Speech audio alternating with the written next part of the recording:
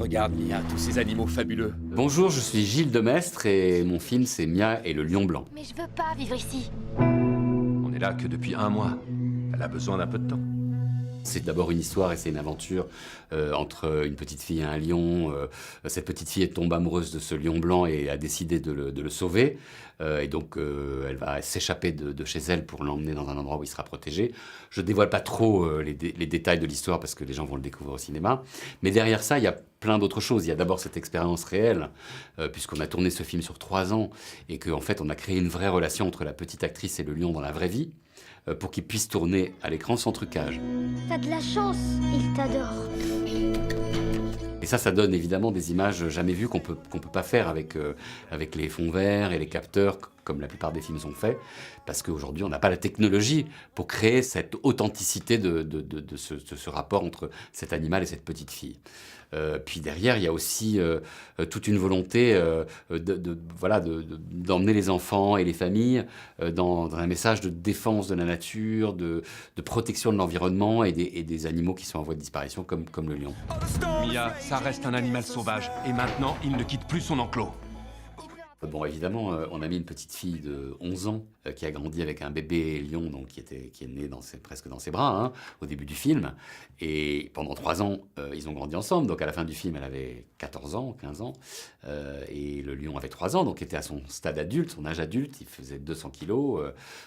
Et donc c'est le fait qu'en fait, ils se voient tous les jours. Ça crée cette relation entre eux. Donc, quand vous parlez de danger, il n'y a pas, parce qu'en fait, la meilleure protection qu'elle a, cette petite fille, c'est l'amour. Et donc, il n'y a aucune raison d'attaquer une personne qu'on aime. Et pour le lion, il n'y a aucune raison donc d'attaquer la petite jeune fille qu'il voit tous les jours et qu'il aime. Bon, alors, est-ce que le mot amour est un mot approprié? Évidemment, c'est peut-être un peu d'anthropomorphisme, mais en tout cas, il y a une vraie relation qui est créée entre les deux. Il doit partir. Papa, je ferai tout ce que tu veux. Trop tard, c'est terminé. Il sera vendu au premier acheteur qui se présentera. Je vais t'emmener à la réserve. C'était tout le paradoxe du film, c'est que vous aviez cette petite fille de 20 kilos avec ce lion de 200 kilos, en liberté dans la nature, on la filmait, et toute l'équipe, tous les gens, tous les autres acteurs étaient dans des cages, protégés, parce que sinon le lion nous aurait tués. Parce que nous, on n'avait pas cette relation avec lui.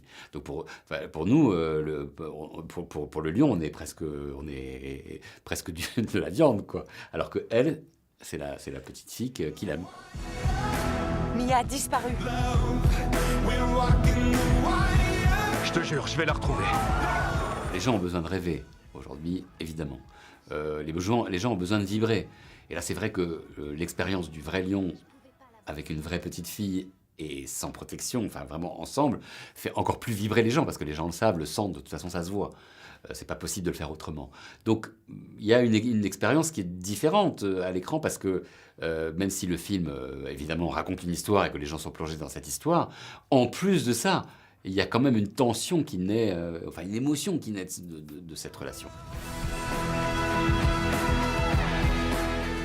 Voilà, là nous allons faire cette même expérience, ça s'appelle Le loup et le lion, et donc là c'est la grande rencontre des 2 grands prédateurs du cinéma, un bébé loup et un bébé lion qui vont grandir ensemble avec une jeune pianiste dans le film. Bon, je ne vous dévoile pas l'histoire, mais c'est une grande histoire un peu à la Mia, aussi une grande aventure, qui va donc se tourner en Mauricie, probablement du côté de Sakakomi. Et donc, je pars ce soir là-bas en repérage, en skidoo dans la neige, là, parce que je pense qu'il y a de la neige. Et donc là, on va vraiment, sur le même principe, faire vivre ensemble ce loup et ce lion, ce bébé loup et ce bébé lion. Ils vont devenir frères et créer une relation ensemble. Et ça aussi, c'est quelque chose de magique, parce que les 2 animaux vont tourner sans trucage, alors qu'ils sont censés ne jamais se rencontrer.